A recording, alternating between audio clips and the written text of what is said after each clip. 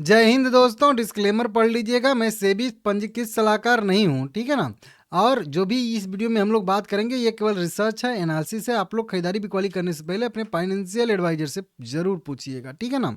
कई सारे निगेटिव खबरों के बीच लगातार दबाव में ब्राइटकॉम ग्रुप लिमिटेड देखने के लिए मिल रहा है।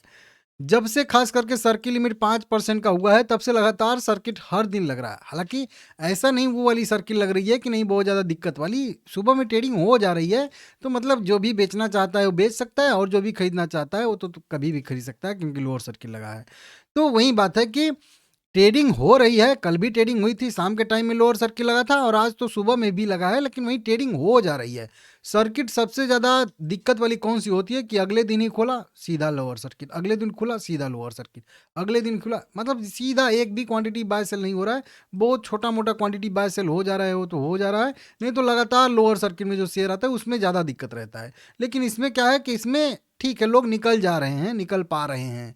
27 लाख इक्विटी शेयरों का ट्रेडिंग हुआ है 3 करोड़ रुपए के आसपास और 5% का यहाँ पे सर्किल लिमिट हो चुका है। डिलीवरी परसेंटेज आएगा ही नहीं क्योंकि मैं आप लोगों को बहुत पहले से ही बता चुका हूँ कि यह शेयर जो है बी कैटेगरी में पहुंच चुका है। और बी कैटेगरी का मतलब ये होता है कि आप केवल जो है डिलीवरी बाइंग कर सकते हो, इंट्रा ट्रेडिंग अलाउ नहीं है। और उसके बाद सर्किल लिमिट भी 5% का हो गया है। इसी वजह से ये बी कैटेगरी में जब गया है ना, तो बी कैटेगरी के वजह से ही इसका सर्किल लिमिट 5% हुआ है। अब कुछ लोग समझ रहे हैं कि बी कैटेगरी तो अलग गया है और 5% सर्किल नहीं।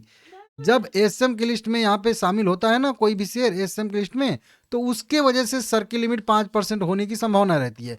ये गया था एसएम की लिस्ट में लेकिन सर्किल लिमिट नहीं बदला था, जस का तस था। एसएम की लिस्ट से बाहर भी आ गया तो भी आप लोगों को अपडेट दिया था, तो भी जो है सर्किल लिमिट नहीं बदला था। लेकिन जब बदला कब, जब फाइनल अपडेट आ गया था कि बी कैटेगरी में शेयर शामिल होगा, 23 तारीख से यह जो है बी कैटेगरी में शामिल हो जाएगा। तब कहीं जाके जो भी शेयर बी कैटेगरी में शामिल होते हैं लगभग लगभग उनका सर्किल लिमिट मान के चलिए कि यहाँ पे 5% का ही हो जाता है। ये लगभग क्लियर होता है, ठीक है ना।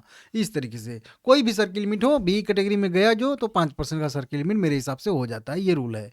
तो इसी वजह से इसका जो है यहाँ पे हो चुका है। और ऊपर से मार्केट एक टाइम पे तो बहुत अच्छा 0.8% की अच्छी खासी तेजी थी, फ्लैट आ चुका है भाई। अभी भी आधे घंटे का ट्रेडिंग बाकी है, लेकिन अब हो सकता है निगेटिव भी आ जाए।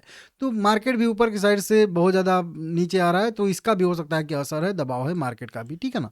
तो ये सारी की सारी चीज़ें हैं। अब बहुत सारे लोग कल वाली वीडियो में मेरे ये पूछे थे क्वेश्चन कि बी कैटेगरी में, चलिए आपने बोला था कि चला गया है एसएम लिस्ट में, जब गया था तो मैं आप लोगों को बताया था एक डेट कि उस डेट के आसपास आ सकता है और उसी दिन बाहर आ भी गया।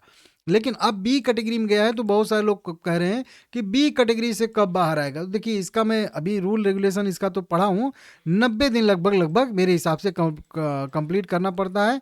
अब छमाही वाले रिव्यू में गया है, तिमाही वाले रिव्यू में गया है, या पखवाड़े वाले रिव्यू में गया है, ठीक है ना। एक 15 दिन का भी रिव्यू होता है इसका, उसके हिसाब से गया है, या क्वार्टरली एक रिव्यू होता है उसके हिसाब से गया है, वो देखना थोड़ा सा रहेगा, ठीक है ना। क्वार्टरली वाले रिव्यू के हिसाब से, अगर मेरे हिसाब से या मेरे हिसाब से 15 वाले रिव्यू से भी गया होगा, तो भी जो है मेरे हिसाब से 90 दिन का, ये मुझे जो पता है क्राइटेरिया कि 90 दिन तक इसमें रहना है। अगला छमाही वाला जब रिव्यू इसका होगा, सॉरी छमाही बोल दे रहा हूँ, तिमाही वाला रिव्यू होगा, तभी जो है यह बाहर आ जाएगा। हालांकि वो डेट भी मुझे एग्जैक्ट मैं देखूंगा तो पता चल जाएगी, लेकिन अब थोड़ा सा ढूंढना पड़ेगा और उसके ढूंढने के लिए लगता है वैल्यू कुछ मुझे भी मिलना चाहिए ना। तो बहुत ज़्यादा 100 लाइक आप लोग कंप्लीट करके दिखा दो, अगर आप लोगों में पावर है तो अगले दिन मैं आप लोगों को सीधा सीधा वो डेट बताऊंगा जिस दिन इसका रिव्यू का डेट रहेगा। देखिए बाहर आएगा नहीं आएगा ये मुझे नहीं पता है, लेकिन वो डेट बता दूंगा आप लोगों को कि उस दिन इसका रिव्यू होगा, और उस दिन शायद अगर रिव्यू में सही पाया जाएगा तो बाहर भी आ जा सकता है,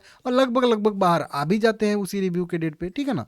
तो इस तरीके से, और ये चीज़ मैं आप लोगों को पहले से ये चीज़ बता भी चुका हूँ, साबित करके दिखा भी चुका हूँ। नहीं गया था एसएम की लिस्ट में, उससे पहले बताया था कि एसएम की लिस्ट में शामिल हो सकता है, हो गया। फिर उसके पहले बताया था इस डेट को एसएम के लिए से बाहर आ सकता है, उसी दिन रिव्यू हुआ, आ गया, ठीक है ना। और उसके बाद अब बी कैटेगरी का मुझे अंदाजा नहीं था, तो बी कैटेगरी में चला गया है, तो सर्किल में भी बताया था कि 5% हो जाएगा, ठीक है ना।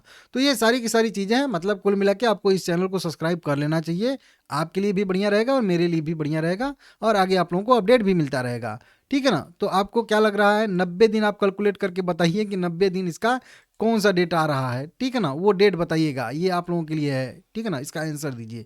90 दिन का रिव्यू जब अगला इसका होगा तो वो कौन सा डेट आएगा, मैं बताऊंगा, लेकिन आप लोग कमेंट करके बताइए, ठीक है ना। अब शेयर का क्या करना है ये भी तो पूछोगे, तो देखिए ब्रेकडाउन दे चुका है मेरे हिसाब से, अब ये निगेटिव हो चुका है। इसको मैं यहाँ पे आप लोगों को बताया था प्रॉफिट बुक करने के लिए, एसएम की लिस्ट में गया था तो मैं बताया था कि 10 रुपये, ₹10.5 का लेवल इसको यहाँ पे, सॉरी 10 रुपया नहीं, हाँ 11 रुपये का लेवल इसको सस्टेन करना, नहीं ₹10.5 का लेवल था, ₹10.66 का लेवल इसको सस्टेन करना चाहिए, लेकिन अब वो लेवल भी नीचे ब्रेक होता हुआ नजर आ रहा है।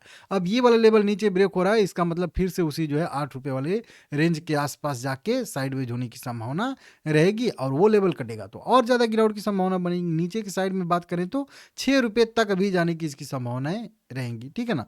तो देख लीजिएगा, अब एक ही हम लोगों को यहाँ पे चीज ध्यान देना है, जब तक यह शेयर जो है ₹11 के ऊपर फिर से आके टिक ना जाए, तब तक इसे हाथ गोड़ जोड़ के बाहर रहने में ही भलाई है, ठीक है ना, ध्यान दीजिएगा।